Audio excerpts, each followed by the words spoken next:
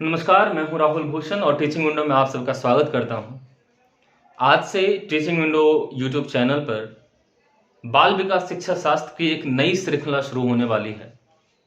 इस श्रृंखला में सभी टीचिंग एग्जाम से संबंधित जो बाल विकास शिक्षा शास्त्र का पूरा पाठ्यक्रम है उसे पूरा किया जाएगा। इसमें से सबसे जो पहला चैप्टर आपका है विकास और वृद्धि, यहाँ से हम लोग शुरू करेंगे और धीरे धीरे इस तरह से हम लोग बढ़ेंगे। एकदम बेसिक से शुरू करना है, शुरू से शुरू करना है कहीं ना कहीं। तो जितने भी लोग हैं जो सोच रहे हैं कि कोई टीचिंग एग्जाम का तैयारी करना है, जैसे कि सीटेट है, केवीएस है, या कोई स्टेट टेट है, सुपर टेट है, रीट है, या नवोदय विद्यालय का की जो तैयारी करनी है, तो वो लोग बाल विकास शिक्षा शास्त्र के लिए जुड़ सकते हैं। और साथ ही साथ आप सबसे निवेदन है कि जितने भी शिक्षक बनने वाले हैं, जो भावी शिक्षक होने वाले हैं भारतीय गणराज्य के, उन सबसे ये निवेदन है कि इस चैनल को सब्सक्राइब जरूर करें, ताकि टीचिंग से संबंधित जितने भी अपडेट हैं आपको समय पे मिल सके और सिलसिलेवार ढंग से मिल सके। बिना किसी विशेष पृष्ठभूमि के मैं शुरू करता हूं आज की क्लास शुरू करता हूं। और आज की क्लास में हम लोग पढ़ेंगे बाल विकास शिक्षा शास्त्र का पहला टॉपिक, वो है ग्रोथ और डेवलपमेंट। ग्रोथ और डेवलपमेंट पढ़ने से पहले मैं आप सबको एक बात बता दूं कि ग्रोथ और डेवलपमेंट चैप्टर से कम 5 से 6 सवाल मिनिमम हर टीचिंग एग्जाम में आपको पूछे जाएंगे, डायरेक्ट अथवा इनडायरेक्ट तौर पे। अब तो खास करके एप्लीकेशन बेस्ड क्वेश्चन पूछे जाते हैं। सीटेट के परीक्षा में भी कई सारे बदलाव इस बार देखे गए। तो सिलसिलेवार ढंग से हम लोग पढ़ेंगे और परीक्षा का जो परीक्षा में जिस प्रकार के प्रश्न पूछे जाते हैं उस प्रकार के प्रश्नों का हम लोग प्रैक्टिस भी करेंगे। ठीक है, तो हम शुरू करते हैं बाल विकास शिक्षा शास्त्र का पहला टॉपिक, डेवलपमेंट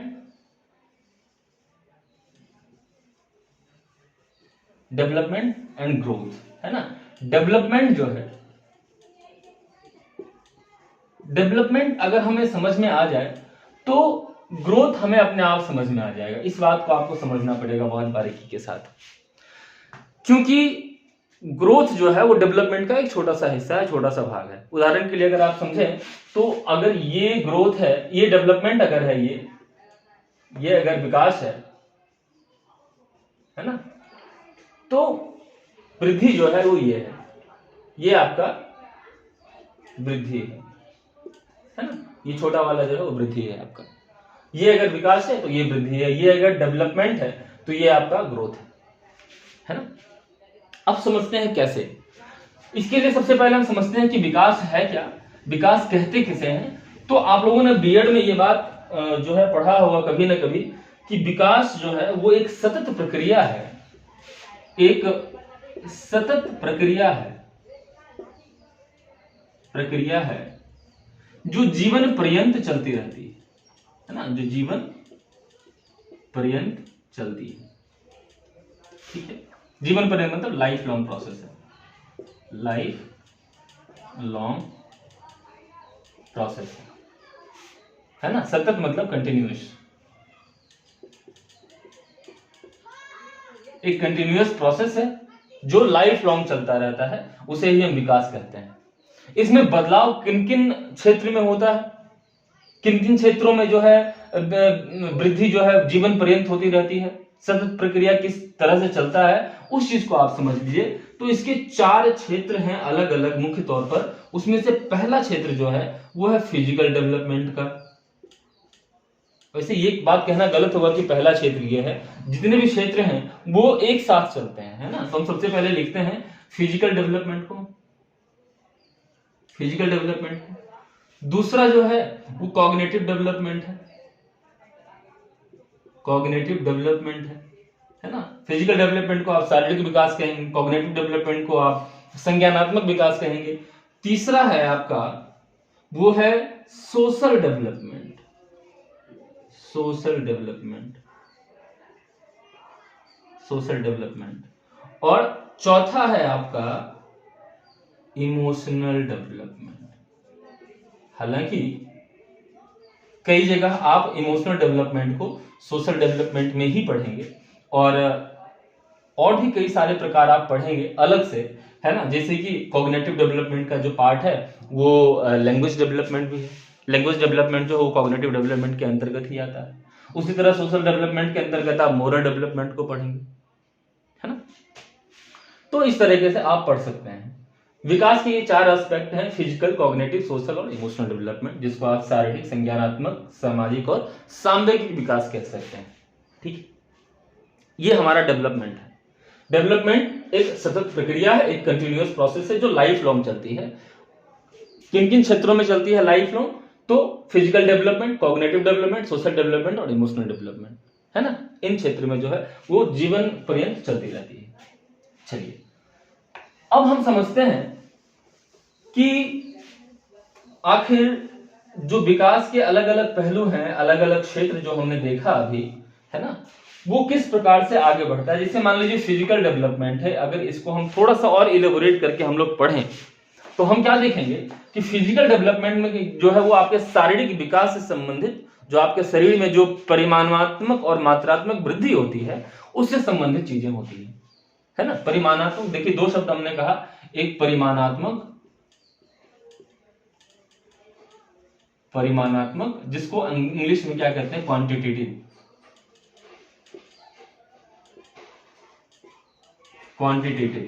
है ना।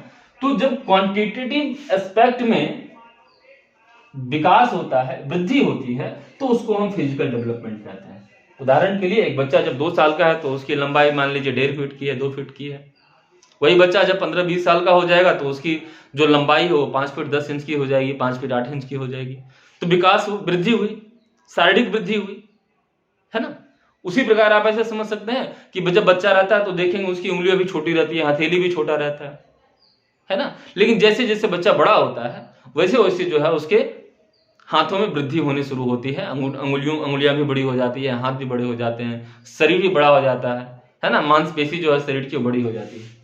ठीक है, तो कहीं ना कहीं परिमाणात्मक या उसको मात्रात्मक वृद्धि भी कह सकते हैं, है ना।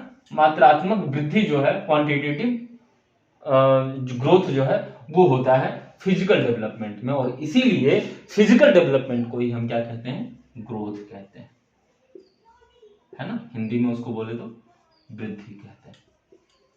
क्लियर?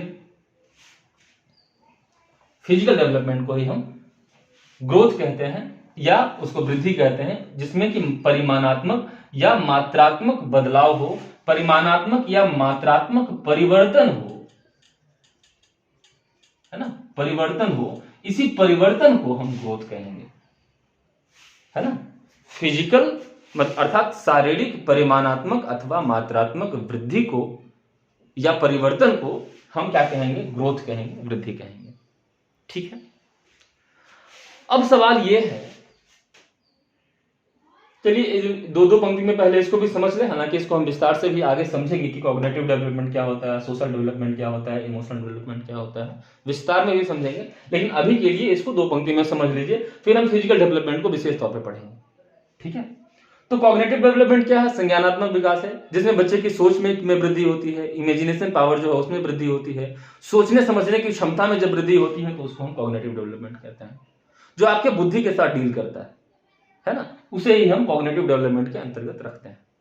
कॉग्निटिव डेवलपमेंट में हम लैंग्वेज डेवलपमेंट भी पढ़ते हैं। आप देखेंगे कि बच्चा का भी जो लैंग्वेज का विकास है वो उम्र के साथ धीरे धीरे होता है ना। जब बच्चा का जन्म होता है तो वो जो है वो बलबलाता है ना, छोटे छोटे शब्द बोलता है, फिर धीरे धीरे धीरे बड़ा होता है तो एक वाक्य बोलना शुरू करता है, और बड़ा होता है तो फिर पूरा जो है सो वो लेवल तरीके से बोलना शुरू कर देता है। इस तरीके से भी भाषा का विकास होता है, तो वो भी कॉग्निटिव डेवलपमेंट के अंतर्गत आता है। उसके बाद है सोशल डेवलपमेंट। बच्चा सोसाइटी में रहता है, अपने घर में रहता है, घर भी एक सोसाइटी का छोटा सा भाग है, तो घर के तौर तरीकों को सीखता है। उस बच्चे का सामाजिकरण होता है लोगों से मिलने के बाद, तो सोसाइटी से कई सारी चीजें सीखता है, तो उसे हम सोशल डेवलपमेंट कहते हैं। अनुकरण करके अपने बड़ों से, है ना, अपने भाइयों से, अपने दोस्तों से, है ना, जो भी चीजें सीखता है तो वो सोशल डेवलपमेंट के अंतर्गत आ गया। अब आप देखेंगे कि इमोशनल डेवलपमेंट किस प्रकार से होता है कि एक बच्चा जब 0 से 2 साल तक की अवस्था में हो वो बच्चा, तो कहीं ना कहीं आप देखेंगे कि अगर उसे भूख लगी है तब भी रोएगा, वो किसी बात से डर गया है तब भी रोएगा, है ना। वो उसे अगर प्यास लगी है तब भी वो रोएगा, है ना। उसे दो तीन फीलिंग्स उसके अंदर होती है उस वक्त जो है, वो या तो रो के व्यक्त कर सकता है या हंस के व्यक्त कर सकता है ना। इस प्रकार से इमोशंस शुरुआती दौर में बच्चों के अंदर रहता है। बच्चा धीरे धीरे जैसे बड़ा होता है तो वह चीजों को बोलना सीखता है, अपनी भावनाओं को प्रकट करना सीखता है, अलग अलग सिचुएशन में कैसे रिएक्ट करना चाहिए वो सीखता है। उदाहरण के लिए एक बच्चा क्रिकेट खेलता है तो अगर जीत गया तो उस वक्त उसके अंदर जो भावनाओं का जो प्रवाह होगा वो अलग तरीके से होगा। और वो सीखता कैसे है? अपने बड़ों को रिएक्ट करते देख के, अपने बड़ों के भावनाओं को के एक्सप्रेशन को देखकर वो अपने एक्सप्रेशन को बिल्डअप करता है और अपने आप को एक्सप्रेस करता है ना। जैसे बच्चा क्रिकेट मैच खेल रहा है और क्रिकेट मैच में अगर हार गया तो उस वक्त कैसे रिएक्ट करेगा, है ना। ये भी डिपेंड करता है कि वो समाज में कैसे सीख रहा है रिएक्ट करना। तो इमोशनल डेवलपमेंट भी इसी तरीके से होता है। हम इसको और भी विस्तार में पढ़ेंगे, लेकिन फिलहाल एक एक पंक्ति में इसको हमने समझ लिया है कि फिजिकल डेवलपमेंट क्या होता है, कॉग्निटिव डेवलपमेंट क्या होता है, सोशल डेवलपमेंट क्या होता है और इमोशनल डेवलपमेंट क्या होता है। ठीक है, अब फिजिकल डेवलपमेंट को है जो है हम लोग थोड़ा विस्तार से समझेंगे कि फिजिकल डेवलपमेंट है क्या। ठीक है, इन सबको मैं मिटा देता हूं, है ना, इन सबको मिटा देता हूं और समझते हैं कि फिजिकल डेवलपमेंट होता क्या है और इसके कारक क्या क्या हैं, कौन कौन से कारण है जो फिजिकल डेवलपमेंट को अफेक्ट करता है ना। शारीरिक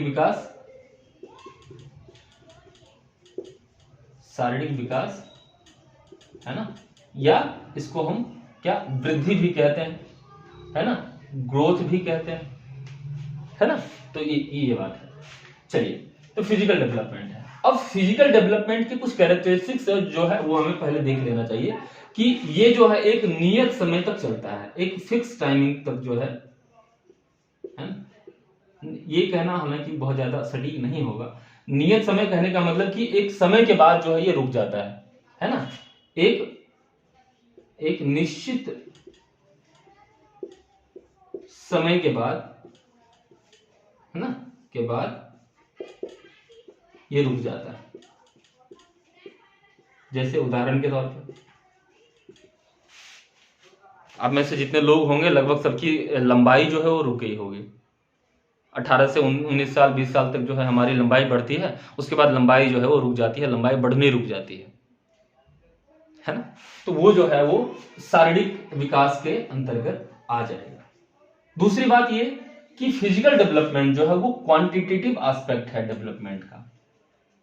ग्रोथ जो है वो डेवलपमेंट का क्वांटिटेटिव एस्पेक्ट है, परिमाणात्मक और मात्रात्मक परिवर्तन है।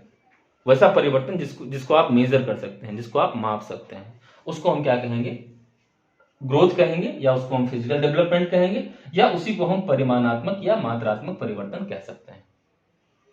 ठीक, चलिए, तो फिजिकल डेवलपमेंट में जो है वो शारीरिक विकास होता है। अब मामला यह है कि इस शारीरिक विकास के अलग अलग पहलू को हम कैसे समझ सकते हैं, है ना। इस शारीरिक विकास के अलग अलग पहलू को हम लोग कैसे समझ सकते हैं वो देखिए, है ना।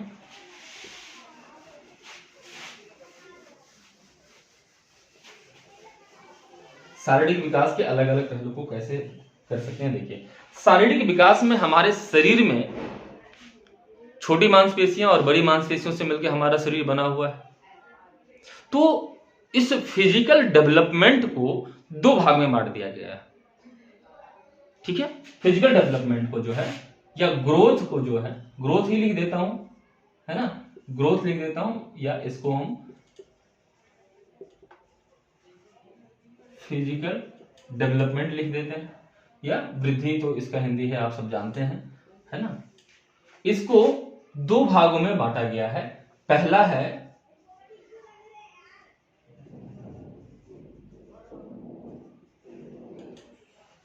ना, और दूसरा है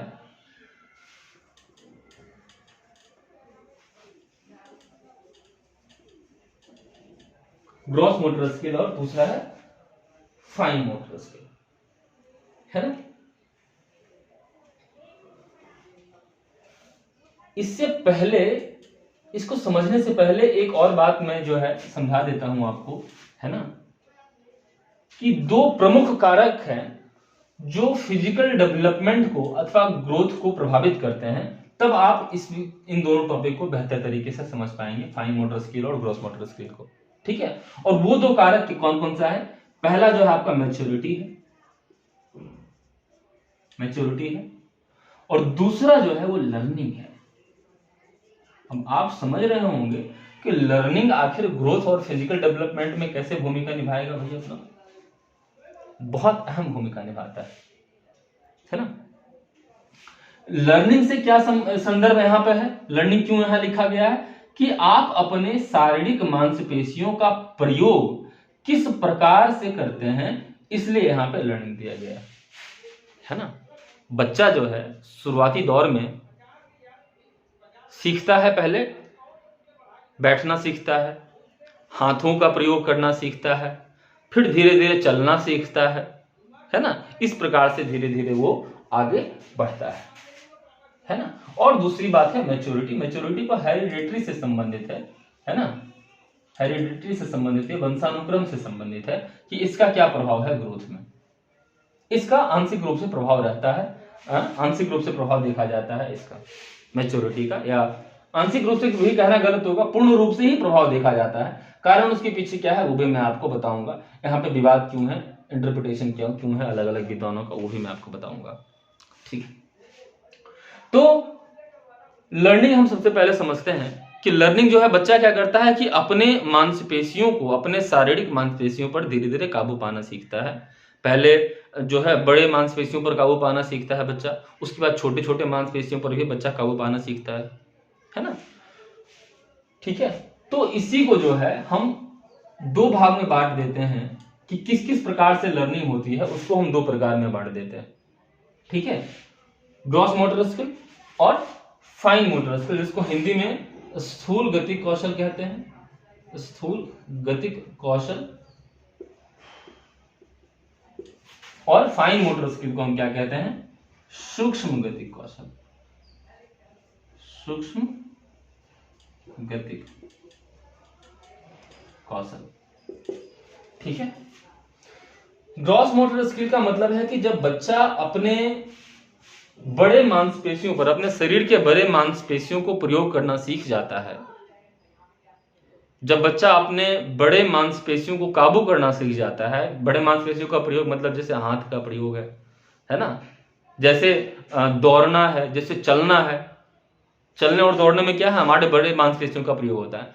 हालांकि साथ साथ छोटे मांसपेशियां भी काम कर रही होती है। ये कहना गलत होगा कि एक बार में एक ही मांसपेशी प्रयोग में आता है। दोनों ही, जो बड़ा मांसपेशी और छोटा मांसपेशी, दोनों ही काम कर रहा होता है ना। लेकिन जब बड़े मांसपेशी पर का प्रयोग बच्चा करता है या कोई इंसान करता है तो ग्रॉस मोटर स्किल के अंतर्गत आता है, और जब छोटे छोटे मांसपेशियों का प्रयोग करता है तो वो सूक्ष्म मोटर स्किल के, फाइन मोटर स्किल के अंदर आता है, सूक्ष्म गतिक कौशल के अंतर्गत आता है। ठीक है, उदाहरण के लिए जब आप चलते हैं, जब आप दौड़ते हैं तो थाइस के मसल्स को प्रयोग करते हैं, हाथ के मसल्स को प्रयोग करते हैं, तो वो ग्रॉस मोटर स्किल में आएगा। लेकिन जब आप छोटे से उंगली से पकड़ के एक सिक्के को उठाते हैं, है ना, तो वो फाइन मोटर स्किल से अंदर आए। आप इन दोनों उंगलियों को पकड़कर जो है, इन दोनों मांसपेशियों के मदद से आप अगर आप लिख पाते हैं कुछ भी, तो उसको हम कहेंगे फाइन मोटर स्किल कहेंगे, है ना। तो बच्चा जो है सबसे शुरुआती दौर में किस पे, कौन से मांसपेशियों पे काबू पाता है, बड़े मांसपेशियों पर काबू पाता है, जो कि ग्रॉस मोटर स्किल के अंतर्गत आता है, स्थूल गतिक कौशल के अंतर्गत आता है। उसके बाद धीरे धीरे बच्चा बड़ा होता है और उसके बाद धीरे धीरे वो अपने छोटे छोटे मांसपेशियों का भी प्रयोग सीख जाता है ना। छोटे छोटे मांसपेशियों का भी प्रयोग वो सीख जाता है, और इस प्रकार से आप समझ सकते हैं ग्रॉस मोटर स्किल और फाइन मोटर स्किल। उदाहरण के तौर पे इसमें लिख लीजिए, जैसे दौड़ना है ना, दौड़ना चलना जो भी कह लें, है ना, या खेलना, ये सब उदाहरण है किसका भी, ग्रॉस मोटर स्किल का उदाहरण है। और इसमें क्या है, लिखना, है ना, लिखना, खाना भी हाथ से, उंगलियों की मदद से खाते हैं, चम्मच को, स्पून को इन दोनों उंगलियों से पकड़ते हैं, है ना। तो ये सब जो है फाइन मोटर स्किल के अंतर्गत आता है। जैसे आंख मारना, है ना। आंखों पे काबू, बच्चा कभी नहीं उसको आंख मारते नहीं देखेंगे बच्चों को। ऐसा नहीं हो कि एक आंख दबा ले, एक आंख को रहने दे, ऐसा नहीं कर पाएगा बच्चा, है ना, क्योंकि उसको जो है उस मांसपेशियों पर उसका काबू नहीं है अभी, है ना। जैसे जैसे हम बड़े होते हैं वैसे वैसे इस पे हम काबू कर पाते हैं, तो वो जो है वो फाइन मोटर स्किल के अंतर्गत आएगा। ठीक है, क्लियर है, ओके। तो ग्रॉस मोटर स्किल और फाइन मोटर स्किल आप इस तरीके से समझ सकते हैं। अब जो है कुछ प्रिंसिपल्स हैं ग्रोथ के, कि ग्रोथ होता किस प्रकार से है वो हमें समझ लेना होगा। ठीक है, कि ग्रोथ जो है वो किस प्रकार से होता है वो हमें समझना होगा, है ना। वृद्धि के सिद्धांत, वृद्धि के सिद्धांत या प्रिंसिपल ऑफ ग्रोथ ऐसे कह सकते हैं, या प्रिंसिपल ऑफ फिजिकल डेवलपमेंट कह लें, कुछ भी कह सकते हैं। ठीक है, तो जो पहला है वो है